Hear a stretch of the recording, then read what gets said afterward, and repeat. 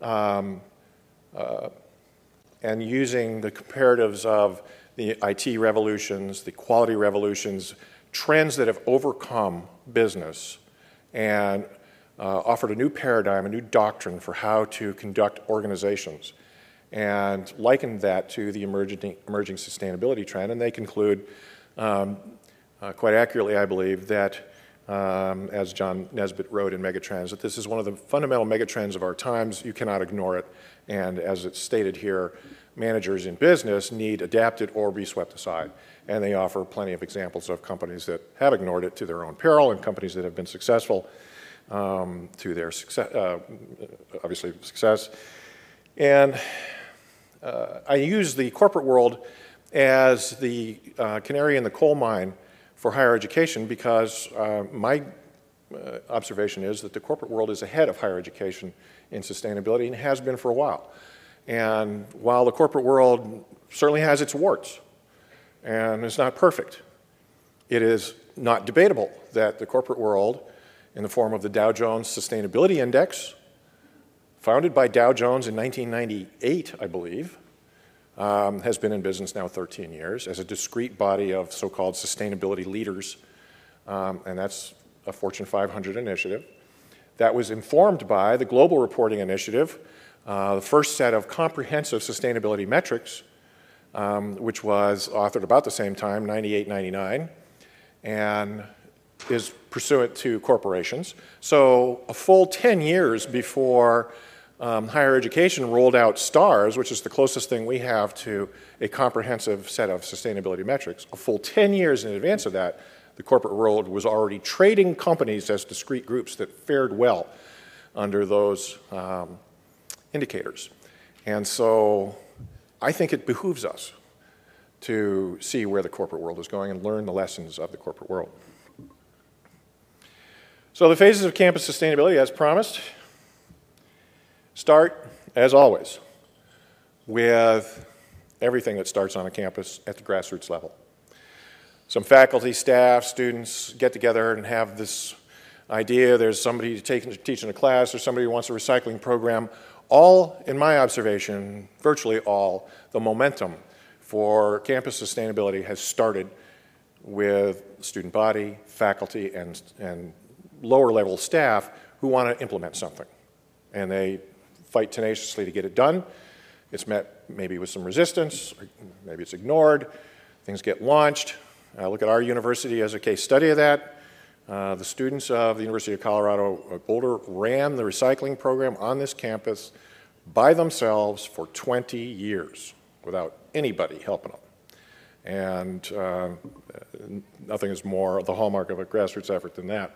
But the same, to lesser or more degrees, happens all over the place.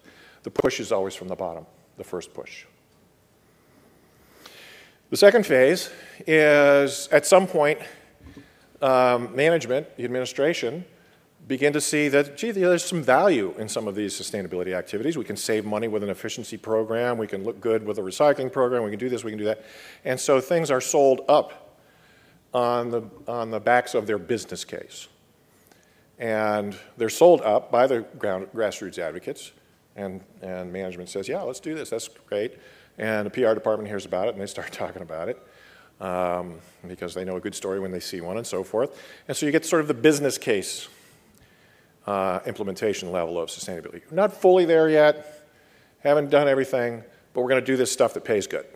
And maybe some of the stuff that doesn't pay so good we're not going to do right now. We'll get back to you. We're going to phase that. We're going to study it, pilot it, go find money. We've been told all those things.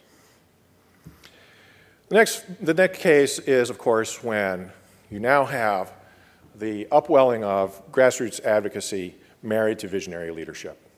And now you have executives walking into work every day thinking about how sustainability needs to be embedded in the core mission of the university, how we can improve on sustainability embedding into the curriculum, how we can do better operations, so forth and so on. But you've got engaged leadership that are smart people, dialed in, get it, and thinking about it.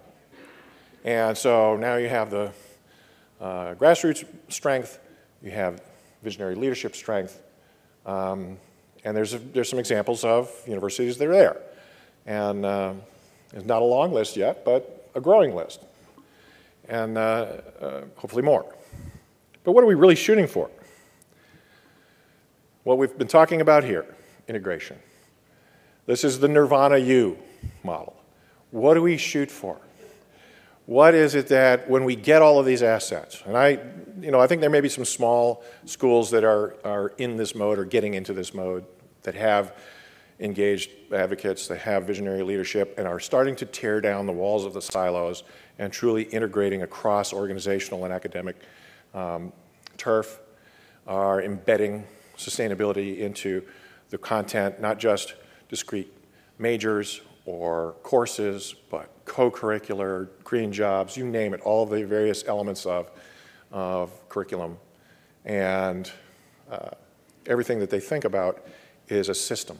They've transcended the siloism that is the culture of higher education, and they've seen that to be nimble and competitive going forward, the campus has to integrate, and we have to think about interdisciplinary. And that is a big leap for most of higher education. What we do here is, in higher education generally, very reductionist. The terminal degree, reductionist thinking in one little thing is the coin of the realm. And to go from that model of education and organizational hierarchy to fully integrated is not going to happen overnight. And it's not a bad thing, but we're supposed to evolve. All right, so that's the backdrop. Now we'll go into our equation. And so what the heck is sustainability? The first element of our equation, the X factor. And you've seen the top definition before. This is Paul Hawken paraphrasing Brundtland. The bottom one is a founding father, and one of my favorite definitions of sustainability, and I could throw another 30 of them up there, and it really wouldn't help us implement and integrate. So let's talk about this a little bit more. We all know about the three legs of the stool. Our iconic definition of sustainability is obviously when the fiscal, environmental, and social equity portions of sustainability overlap. Come on. And obviously the more that we commingle those priorities and considerations when we take decisions, the more sustainable our decisions are thought to be. In reality, we're good at this. In reality, we're pretty good at the duality. We got that down. You say how much, I'm going to ask about what the environmental impact is. If I talk about preserving trees, somebody's going to say, how much is that going to cost? That duality is the first knee-jerk reaction to most sustainability planning conversations. Later on, we might think, oh yeah, gee, what can we do about people? What's a social benefit we might be able to hang on this? How's this going to affect people? There's an externality in most conversations. And so while we as sustainability professionals tend to criticize economists who think of sustainability considerations as an externality in economics, we are also orphaning, in my view, the potential social impacts of sustainability in our own conversations.